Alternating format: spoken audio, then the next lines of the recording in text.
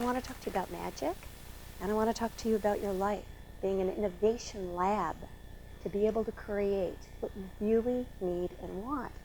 And the reason is, I believe we are in a new phase, and we are now capable of achieving a dream that's new and powerful and terrific that just was not available to us before. Now, my sector of this, or the way I started with this, is that I've been a mom and a clinical psychologist for many, many years, as you heard. But what's really informing this are my amazing students that I get to teach here in social entrepreneurship, because they and you are showing me what it is that it takes to grow and to build a dream. And I'm here to share what I've been learning so far as we go along together in this. So we're going to start with the idea that it begins with actually a table. It looks like a success table. And I'd like you to think not about mine, which you're beginning to see here, but about your own. What does your table of success look like? Now, a success table is actually a signpost, or it's a check mark on life's trajectory or their road to success. And it includes work, and it includes love, and it includes parenting, it includes whatever's important to you. But why it's so useful is that it gives you a vision, it gives you an idea, it's pragmatic about what does it take for you to succeed and to make those goals. So if you'll join me and close your eyes for a moment, I'd like you to think about what does your success table look like. It will not look like mine, hopefully. What it'll look like is you'll have some legs on it. What do those legs stand for? And what do they support? It will have a top. There will be success tools on it. What are they? And what do you still need to acquire? What color is it? What shape is it? And if you open your eyes and you take a look, this is obviously a work in progress. And what's intriguing to me about this one is that it has the elements that we've come to believe are really critical for success in life, no matter what your age and stage. So there's a business leg right here. There's a tech leg, a design leg, and increasingly a psych leg, which is really a surprise to me. He didn't mention it, but I actually teach at Wagner Graduate School, Public Service, Public Policy, and Stern Business School. You may notice that I'm not teaching within the psychology, applied psych that's here, which is actually a really good program. And the reason is, as I get older, I'm more and more into what works and to get things done. And I think in psychology, we haven't focused as much on skills that you're going to need to make this happen, but we do now. So all of a sudden, instead of 3 legs, which is what I thought a success table was, we've got 4. And psych is increasingly a key piece of what you need to know. So let's run through these quickly. Business. Business is not regular business. It doesn't mean you're going to one of the big box stores or you're going to go to some big corporation. Business means you're going to think through and make happen a profession or work of some kind that gives you enough money and that then allows you to do other things that count. Tech. We live in an information age. And I don't care how old or young you are, make friends with tech and use it as much as you possibly can. If you're older and afraid, go to a younger person and ask them to help you. Go to a librarian. They've become quite good at showing you how to really master technology applications. If you're younger, then make sure that you stay up to date on what's really happening. One of the people here is the social media person for NYU, Nick Jensen, a former student of ours. And he actually came to one of our classes. And both Nick and I were really shocked to see that about half of our students not only did not use Twitter, they didn't like it. So we encouraged them. But it was such a great example of, are you prepared enough for that kind of a share? Design's the third leg. Now, design is not that get a great product off a shelf because it looks so good. It's not that kind of design anymore. It's increasingly important because it's designing your life. How are you going to design a life that works, a future that works? How are you going to design what you wear, what your place looks like, where you live, what your relationships look like. You're the designer, and in that design needs to be a great deal of innovation, a great deal of creativity, and a refusal for you to hold to limits that others might think are relevant and you don't. And then the fourth one, of course, is psych. So let me show you what we've done about that. You heard, like, I have been doing this for a really long time, and I did it in very traditional settings for a while, and now I am thrilled to be able to try to teach and learn together with others. So over time, we have developed a system. It's a success system. It's called Core 4. And let me show you what it looks like, basically. There are 4 basic skills in this system, and they are like sectors. They are things that you need to learn and to manage so that you can create that element of success for yourself. Now, it sounds like, for some of you, probably not that relevant, right? Or, yeah, I already know.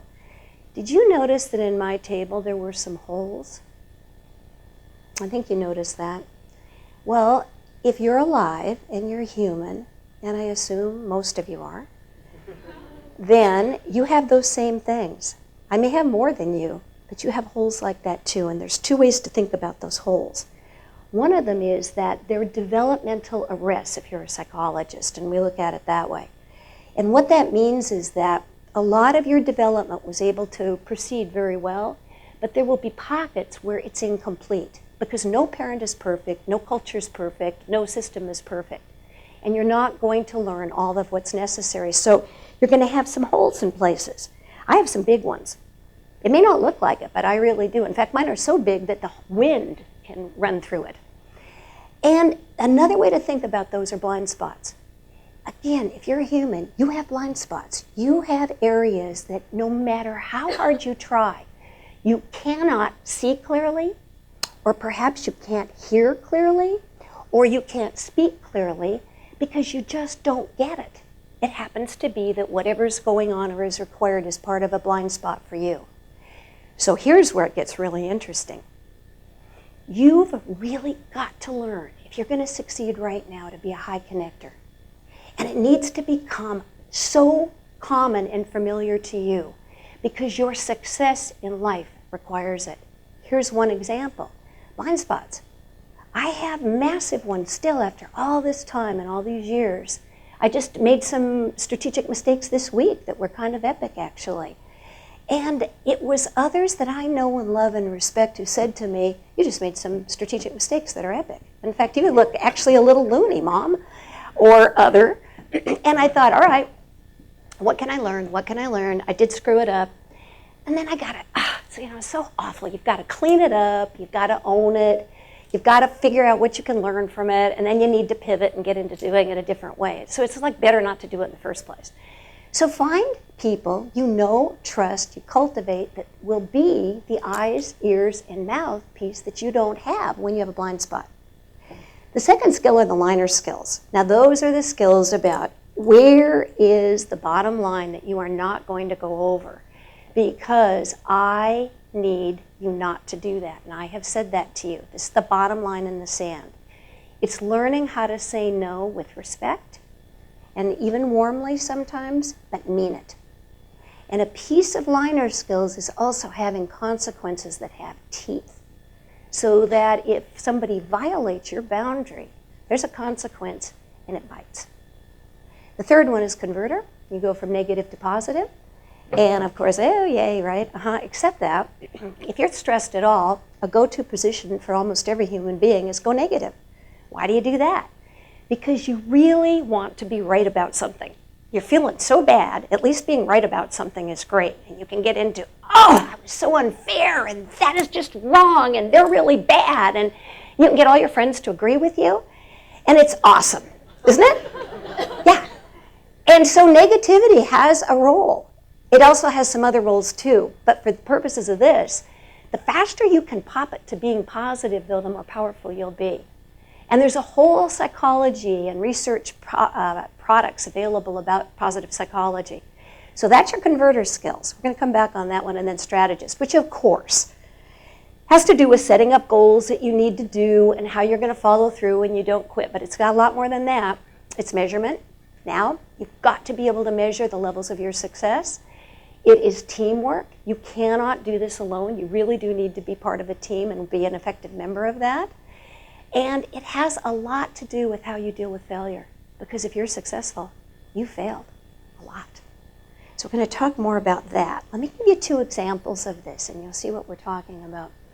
These are 2 real stories, and they come from the generosity of my son, our son, who is in mid-20s and is a consultant now and does prototypes. And this is the first one that he was working on. I chose these rather than some other ones with clients or whatever because they're younger and fresher. But the piece for you to get on this deal is that the skills that underlie success in these situations are skills you need no matter what your age and stage is. And again, they're skills that take the whole lifespan into account. It's not just business. So we start with Shoppers Valet, which was a startup in Los Angeles from this past year. Now, the people that had this idea, that's our son, Josh, helping these 2 women. Now, they're middle-aged women, as you can see. They had this idea. They loved to shop, and they wanted to make shopping a lot easier for people. So they wanted to make an app that people could easily pull into. But, of course, they don't have the tech skills to do that. Not of course, but they didn't happen to, and Josh does. So they hired Josh to consult and to build prototypes for them and some apps, right? Great. The problem was that Josh, when he finished, had some real concerns, which ended up being much more psychological. So we talked about it. Let's take a look at the analysis of what's really going on. As you see, they really were able, they look great, don't they? And Josh, in the beginning, they could communicate. They were passionate about their ideas. He knew they'd follow through. He knew they would do what they said they would do. They were smart, and they had a great idea. But they had underneath some other things that were really going to hold them back from succeeding at the levels that they could. There were 4 that he talked about. The first was, and I share them with you because I think they're how we all feel when these things happen. Fear. Fear that I'm stupid. Fear that I'm going to look bad. And it's especially dominant if I'm working with tech people because I'm not a techie. So I feel really like an idiot. You know, there's a thing called the developer divide. And they live on one planet, we live in another. And how do we learn to bridge that? It's really, really hard to do that. A second issue was these women were easily overwhelmed.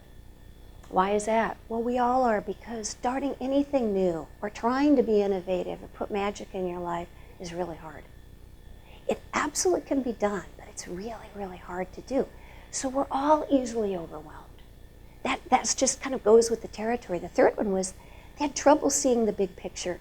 They really had trouble figuring out where all this was going to go at the end and why it was all worth it. So many times they wanted to quit, they didn't. But then here's the 4th, and this is the one that just does us in. Because of the previous 3, it will trigger in your brain vulnerabilities that are ancient in you. And that's what it did for them. So they were struggling with older vulnerabilities as well as these current ones. And they were really emotions that were so difficult for them to continue on the success trajectory that they could. They felt fat and old. And that's something I can relate to. That would be 2 of mine. Yours might be young and too skinny. Okay? But it doesn't really matter, does it? Because here's the deal. We're required in life, in this complex place that we live in now, to find innovative solutions. We're more dependent on each other. It's harder.